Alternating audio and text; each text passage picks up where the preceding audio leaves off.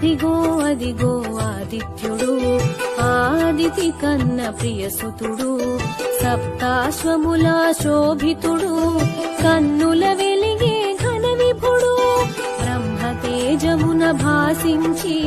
సాకారమున చెరించి ఏకగమనమున పయనించి ఏకోముఖముగ సాగెను కాంతికి రూపంగా తెలిసి కోటి కిరణముల భాసించే కాలగమనుని కందాము కరములు జోడి ఉందాము కాలచక్రమున కదలాడే కాశ్యపేయుని కనరండి